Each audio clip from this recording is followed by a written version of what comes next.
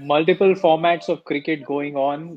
We are going to be talking about a ODI series which is starting up, and let's go and start our session today with Time Out with Sports Adda.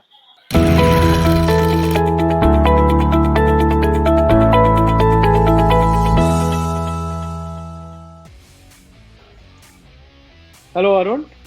Different format of the game we are going to be talking about today. ODI series starting between Sri Lanka and England. So much of cricket happening, huh? We've spoken test matches, we've spoken T20 matches. We're speaking about one-day cricket now. And It seems very after a shortly, while, isn't it? and not too distant future, Akhil, we'll be talking about a 1990. I don't know if you've read that, but there's a new concept of 1990 that's being spoken about, that's been approved. Okay, it's going to be confusing for cricket fans to follow these various formats. It's already, I mean, what India is doing right now is it's going to be a precedent where two different teams are going to be playing in two different formats in two different countries. It's a very, very interesting phase. Not very encouraging signs for Sri Lanka, I would say, in the form that they are in currently. They're going to be taking on the world champions in their home den. We spoke about Sri Lanka, we spoke about the squad selection before the T20s. I still stick to my guns. Like, what's the vision of picking a 24-member team? What are they trying to accomplish? New captain? I don't know. And to add to all that, latest controversy now that, three players have been found guilty of breaching the biosecure bubble. And the latest development, Akhil, is they're being sent home. Three players are being flown back home immediately, which means they'll not only miss this one-day series against England, they'll possibly miss the one-day series against the tour against India as well, and they're in for some strict punishment. That is really sad. This is a fan-based show, Arun, and I would also like to talk about the reactions of the fans. If you saw, where they were really going after the cricket team on social media. So I think everybody, the public there, is the cricket fans are really angry. And this latest ongoing during the tour, it's a sad state of affairs for, especially when you're getting to play cricket in this kind of environment. I mean, obviously the fans are going to be angry. You and me would be angry, right? Absolutely. Sri Lankans by nature, Akhil, are not too hostile, not too aggressive people. They're the most friendly people, fun-loving people, much like people from the Caribbean. Sri Lankans are very chilled out. They enjoy their game. They respect other humans. For them to lose their cool over, what their cricketers then must tell you how much it's hurting them. Absolutely. Those three cricketers, I give them the benefit of doubt. They probably did not understand, because there was one venue where they could go out and shop, and then they've gone to another venue where they were meant to stay within the biosecure bubble. So miscommunication, misunderstanding, misinterpretation. But if it were me, I wouldn't step out at all. If I know I'm on tour, if there's the slightest chance that you could be exposed, I would never step out. But they've done that. Now they're going to suffer. Okay, like we said, the task itself is daunting. They're going to be taking on the world champions, England, in the format that they've been very, very good at. I think if you look at the ICC ranking for the ODI teams, Sri Lanka would be right at the bottom, somewhere close to the bottom. England closer to the top. I think they are number 4 right now, if I can see. Yes, they are number 4 in the points table. So it's going to be really tough. And what we've seen in the T20 series also, Arun, is that they've been, I mean, I don't usually use the word thrashed, but they've been pummeled. All three matches have been easy wins for the English team. So what do you make of that? When I looked up those rankings, Akhil, while in preparation for the show, the first thing that struck me was England at 4. I mean, I know there's not too much of a gap between 1 and 4, but defending champion, you'd expect them to linger around 1 or 2.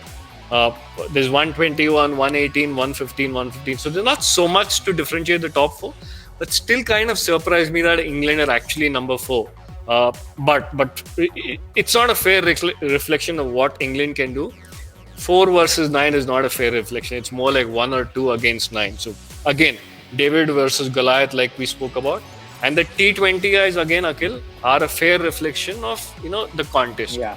Yeah, yeah. That those three matches, if we can quickly read through the scores of those three games, we'll go with the first T20I first.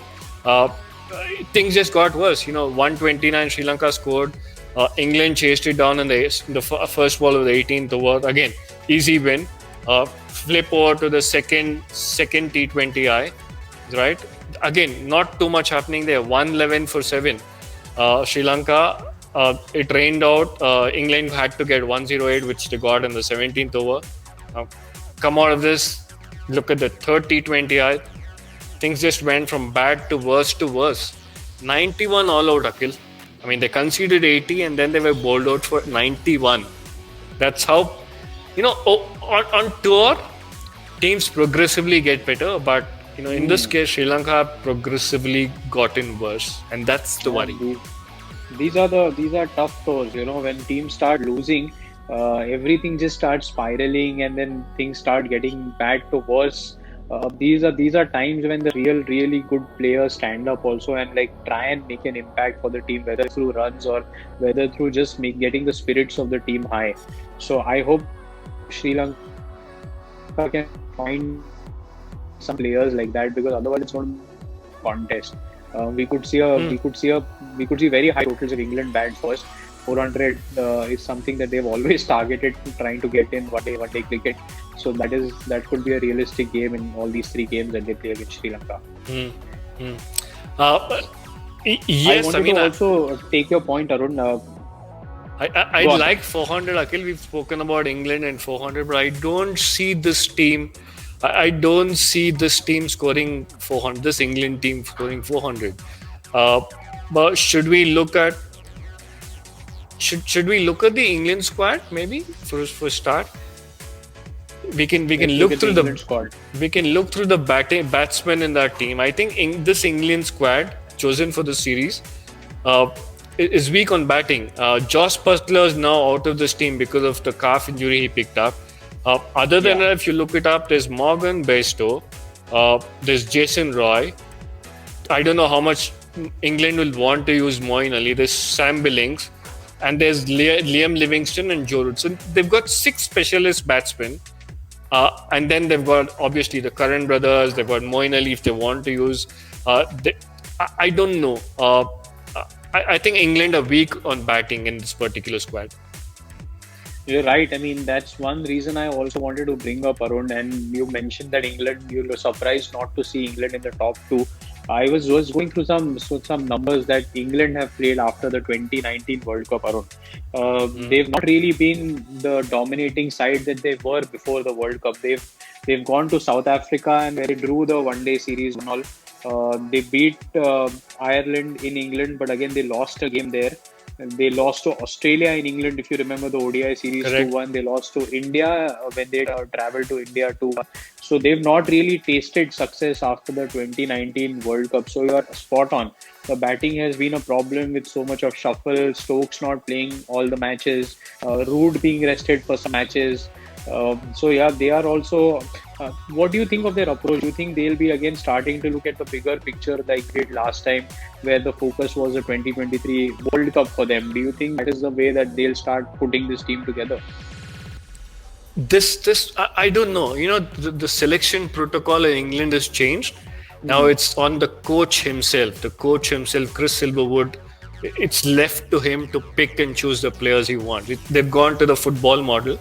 Yeah. I don't know. We've not heard from Chris Silverwood in the open, laying down what his vision is. So I don't know if he's building towards 23, if he's building towards this. I don't know. I really don't know. Again, this squad for me is a bit of a presents a bit of a confused approach. And I'll tell you why. If you bring up the England squad again, look at the bowlers they've got. They've got Sam Curran, who's a left-hand bowler. They've got George Garton, who they've called up for the first time, a left-arm pacer again. They've got a David Willey being recalled. Again, 3 left-armers in a team, Akhil. Like, really? Don't you have better bowlers in the country? So that to me that tells me there's confusion there.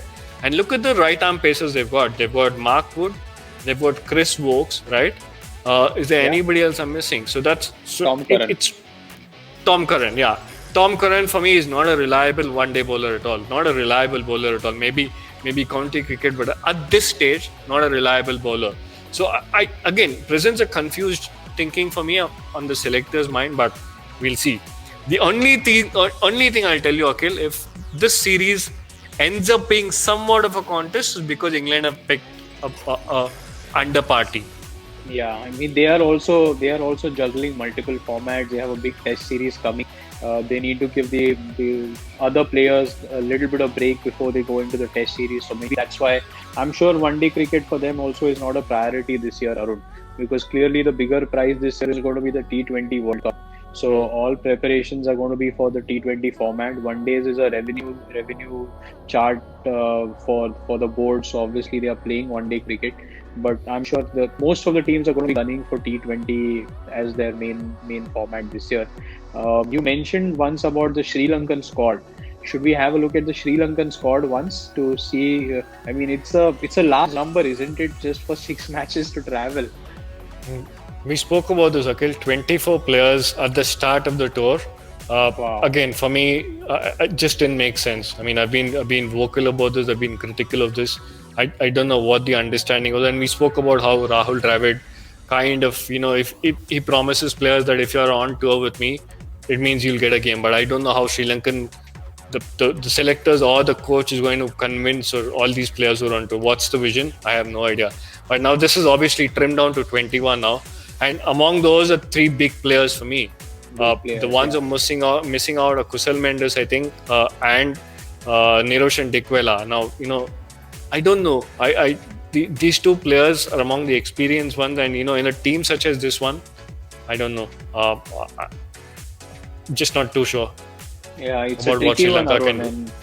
And Sri Lanka also, like I mentioned about England, Sri Lanka have lost both their ODI series, last 2 ODI series that they played. They lost to West Indies, then they lost to Bangladesh, which is again it's a troubled phase for them. I mean, imagine the glory days of Sangakkara and Mahela and Ajanta Mendes. Or even They had before so that, many. Jayasurya and Kaluvitarana, and starting that Ranatunga's time, start from there. Yeah, I mean, I was reading an article somewhere, Arun, and I thought it was interesting to bring that up today. Sri Lanka had a lot of flair, if you remember. The players had a distinct style that they played with. I mean, Aravinda De Silva with his full shots, Jayasuriya with the kind of flair that he had. Even somebody like a Marwan Atapattu, if you remember, he had a little bit of flair when he hit those cover drives. He had a brilliant technique. But this current lot, I try to watch the T20s that they had. There's no flair, there's no style that they bring along the game. So there's a lot of work there, and I can imagine the disgruntled Sri Lankan fans. So hoping at least that this can be a contest that they can provide to England now. Like I said, Akhil, the only contest, it will end up being a contest if England decide, let's field a second string team, let's not pack our side with batsmen. I don't know. I mean, that's just a hope. I give Sri Lankan fans another hope. In the 2019 World Cup, Sri Lanka actually beat England. They were the one team, I think, 1 or 2 teams that beat England in the World Cup. Correct. Sri Lanka got the better of England then. But obviously, that team had a certain Angelo Matthews who's top scored. He's not there.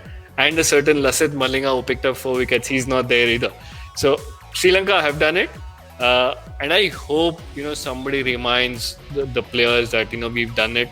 It's still possible. But how much these players can lift their game, I don't know. I'm not so sure about it. I don't see.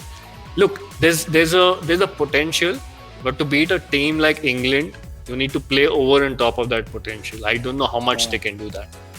Yeah, you can maybe beat them in a one-off game, but in a series, 3-match series, 5-match series, it won't be easy for them to beat England.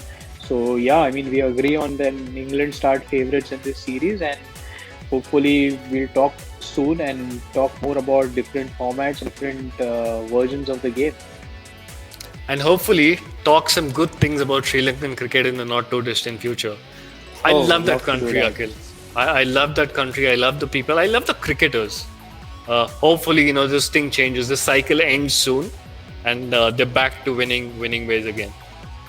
Absolutely. Thank you so much for your time, and see you soon. Speak soon, Akhil.